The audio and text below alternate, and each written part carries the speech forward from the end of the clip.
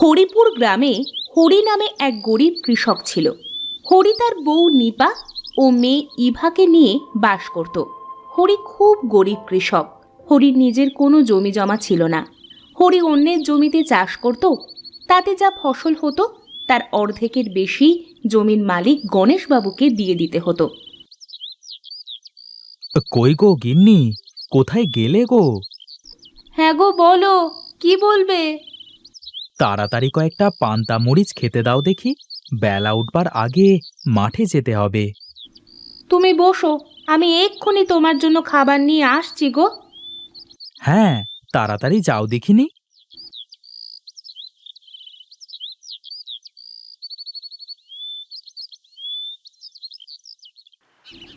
এই নাও, খেয়ে নাও। সকালে পান্তা আর মরিচ না খেতে পারলে আমি আবার কাজ করতে পারি না, জানো তো। হ্যাঁ, সেজন্যই তো রোজ আমাকে এই পান্তা রেখে দিতে হয়। আমার ইভা মা কি এখনো ঘুম থেকে ওঠেনি? না গো, এখন ঘুম হচ্ছে। সকাল সকাল একটু মেয়েকে ডেকে দিতে পারো না? সকালের হাওয়া বাতাস শরীরের জন্য কত উপকারী জানো তো। ঠিক আছে, কাল থেকে ডেকে দিব।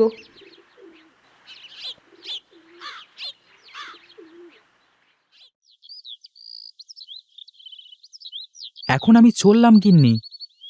ঠিক আছে, যাও। দুপুরের কাঠফাটা রোদের মধ্যে না পুড়ে বাড়ি চলে এসো। হ্যাঁ হ্যাঁ, সেই জন্যই তো এত সকাল সকাল যাচ্ছি। তুমি দুপুরে লাউ চিংড়ি রান্না করে রেখো কেমন?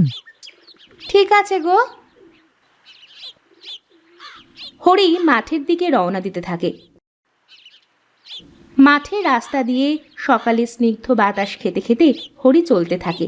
চলতে চলতে হরিকে পেছন থেকে কে যেন ডাক দেয়। হরি পিছনে ফিরে তাকিয়ে দেখে কাশিম ডাকছে। হরি ভাই, ও হরি ভাই, হ্যাঁ সেই কয়টা ডাক দিয়ে ফেললুম তোমাকে। এই কোথাও খেয়াল নাই মনে হচ্ছে। না রে কাশেম, একটু তাড়া করেই যাচ্ছিলাম। ঠান্ডা হাওয়ায় মনটা জুড়িয়ে যাচ্ছে। হ্যাঁ, গায়ে বাতাস লাগিয়ে ফুরফুরে মন নিয়ে সকাল সকাল কাজ করবার মজাই আলাদা। ঠিক বলেছিস কাশেম।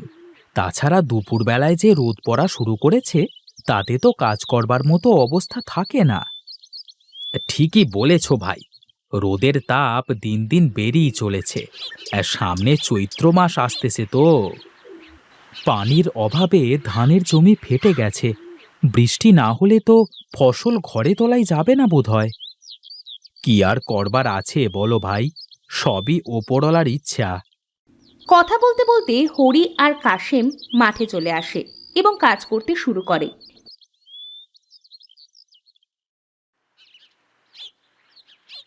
এদিকে নিপা ইভাকে ডাকতে থাকে। ইভা, ও ইভা, বলি ঘুম কি আজ ভাঙবে? মা, এই সাত সকালে এত চিল্লায় চিল্লায় ডাকতেছ কেন?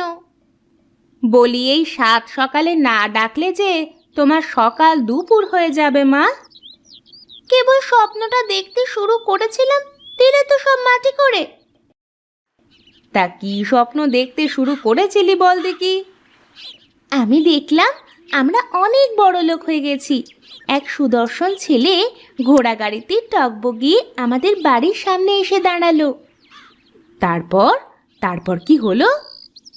ছেলেটি তার হাতে করে লাল একটা ছোট বাক্স নিয়ে আমার দিকে এগিয়ে আসতেছে। তারপর তারপর কি হলো বল? বাক্সে কি ছিল?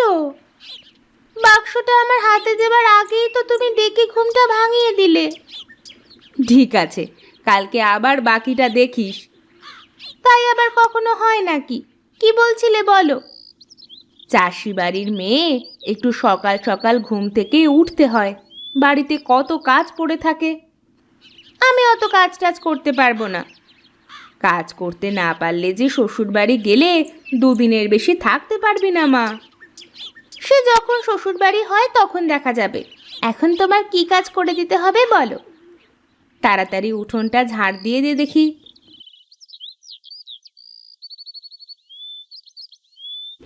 ইভা উঠান ঝাড় দিতে থাকে।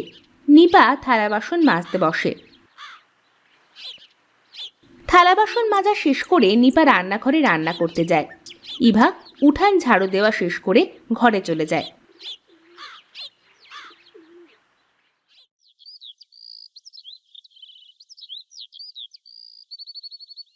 ঘর থেকে ইভা তার বই নিয়ে বারান্দায় এসে বসে বসে পড়তে থাকে। ইভা, এদিকে আয় তো দেখি। বলো মা, ডাক দিলে কেন? এই নে, লাউ চিংড়ি করেছি গরম গরম, খেয়ে নে দেখি। দাও, আমি বারান্দায় বসে খাই।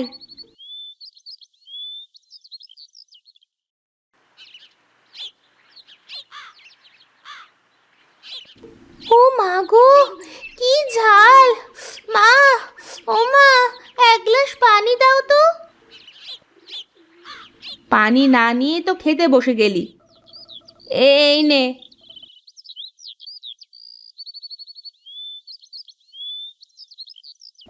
লাউ চিংড়িতে কেউ এত ঝাল দেয়?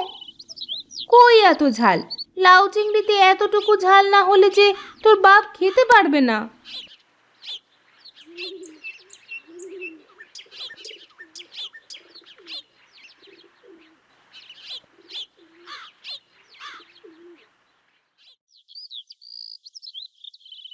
হরি মাঠ থেকে ক্লান্ত শরীর নিয়ে বাড়ি ফেরে। কই গো গিন্নি, এক গ্লাস ঠান্ডা পানি দাও দেখি। নিপা এক হাতে পানি আর এক হাতে পাখা নিয়ে আসে। এই নাও, পানিটা খেয়ে শরীরটা একটু জুড়ায় নাও। মাঠে প্রচুর রোদ গো গিন্নি, খালি পায়ে মাটিতে পা ফেলা যাচ্ছে না। মনে হচ্ছে মাটিতে ধান ফেললে ক্ষয় হয়ে যাবে। হ্যাঁ গো, চৈত্র মাসে রোদ তো এই জন্যই। কবে যে একটু বৃষ্টির দেখা পাবো? মাঠে ধান ক্ষেতের মাটি ফেটে ফেটে যাচ্ছে। বৃষ্টি না হলে যে এবছরে ধান ঘরে আসবে না। এ কি সর্বনাশী কথা গো! ফসল ঘরে না আসলে যে না খেতে পেয়ে মরতে হবে। সে চিন্তাতেই তো মরছি গো। দেখা যাক কি হয় শেষ পর্যন্ত। তুমি হাত মুখ ধুয়ে বসো, আমি তোমাকে খেতে দিচ্ছি।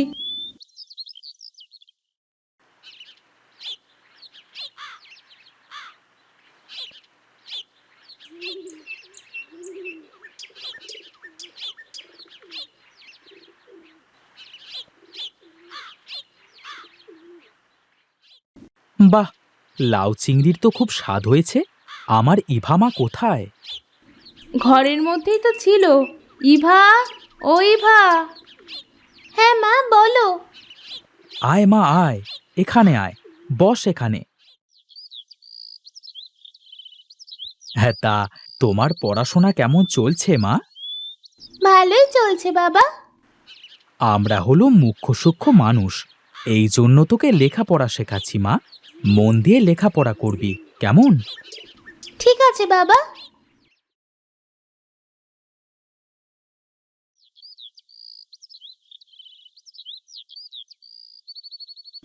হরি খাওয়া শেষ করে ঘরে বিশ্রাম নিতে চলে যায়। ইভা খেলা করতে বাইরে চলে যায়।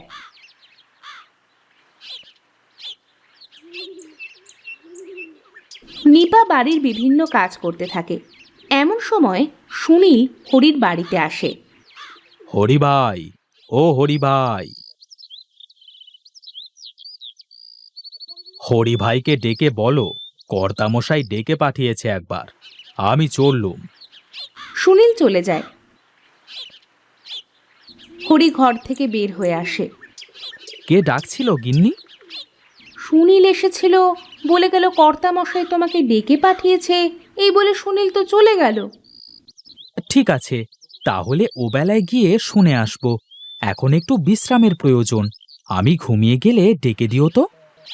ঠিক আছে, তুমি গিয়ে শুয়ে পড়ো। হরি ঘরে চলে যায়। নিপা বাড়ির সব কাজ করতে থাকে।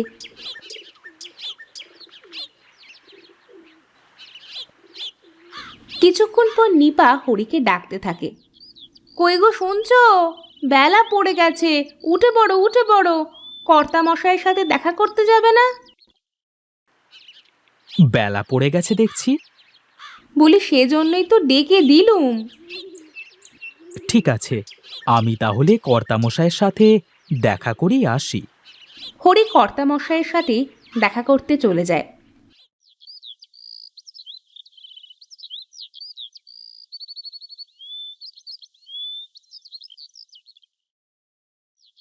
আমাকে ডেকেছিলেন কর্তামশাই? হ্যাঁ রে, ডেকেছিলাম। বলছিলাম তোকে আর জমিতে চাষ করতে দিতে পারছি না রে। এভাবে বলবেন না কর্তামশাই, আপনি এমনটা বললে তো আমার পরিবার পথে বসবে। আমি তো নিরুপায় হরি, আমার ছোট ভাই নাকি নিজেই চাষ করবে, তাই এখানে আর আমার কিছুই বলবার নেই।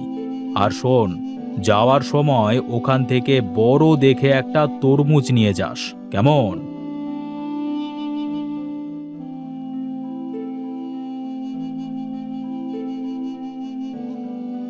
হরি মন খারাপ করে একটা তরমুজ নিয়ে বাড়িতে চলে আসে।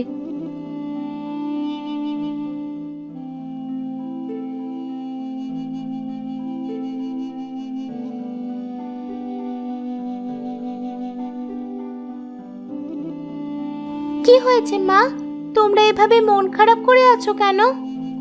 কিছু না মা। তরমুজটা কেটে মেয়েটাকে খেতে দাও।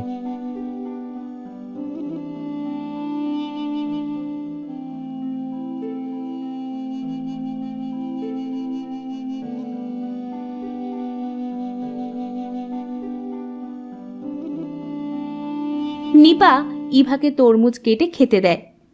ইভা তরমুজ খায় আর বলে, মা, আমরা এই তরমুজের বিচিগুলো উঠানে লাগাতে পারি। ইভার কথা শুনে হরির মাথায় বুদ্ধি আসলো।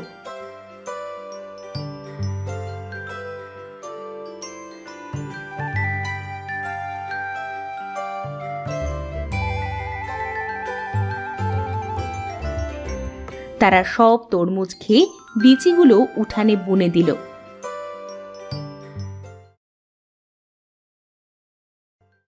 কিছুদিনের মধ্যে তরমুজ ধরে গেল, পুরা উঠান তরমুজে ভরে গেল। এত তরমুজ হলো যে সব তরমুজ বিক্রি করে হরি অনেক টাকা পেল। হরি এখন একটা বড় বাড়ি করে ফেলেছে। একদিন একটা সুদর্শন ছেলে ঘোড়াগাড়িতে টকবক করতে করতে আসলো এবং একটা লাল বাক্স থেকে একটা আংটি বের করে ইভাকে দিল এবং ইভাকে বিয়ে করতে চাইল।